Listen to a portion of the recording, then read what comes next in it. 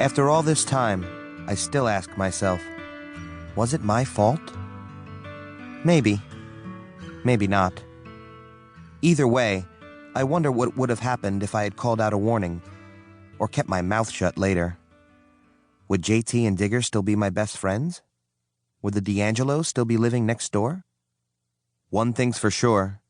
If none of this had happened, I'd be out there crabbing every day, baiting my pots in the morning and pulling them in after school.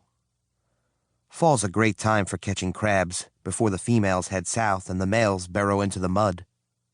I could fix the engine on the boat easy if I wanted. It's not broken like I told Dad. Probably nothing but some air in the lines from setting there so long.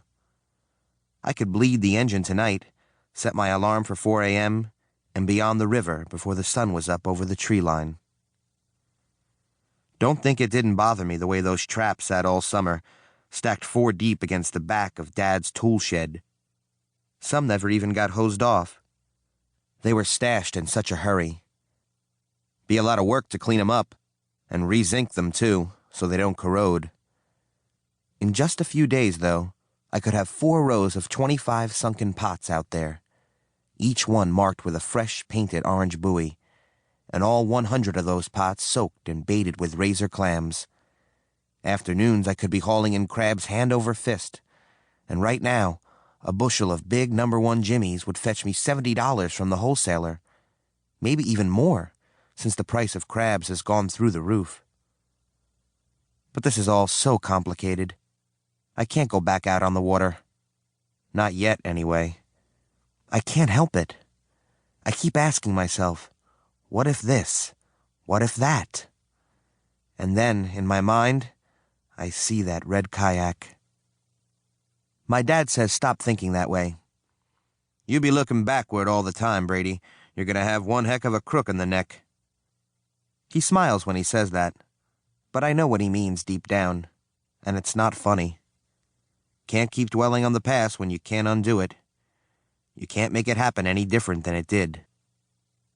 My cousin Carl comes over a lot. He's a paramedic and sees a lot of gross stuff, so he knows about getting things out of your head. Talk it out there, boy, he keeps telling me. What, you think you're alone?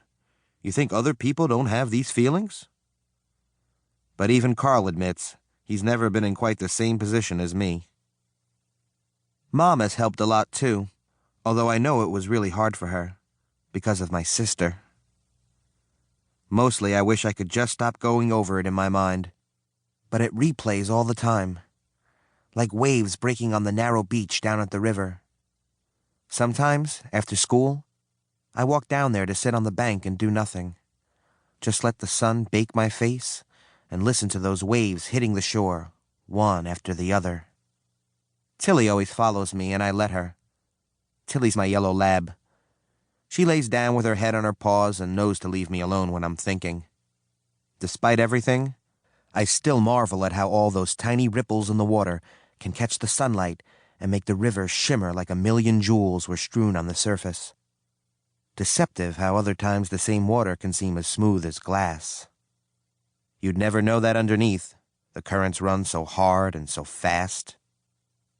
It's a pretty river, the Corsica, but it doesn't have a heart.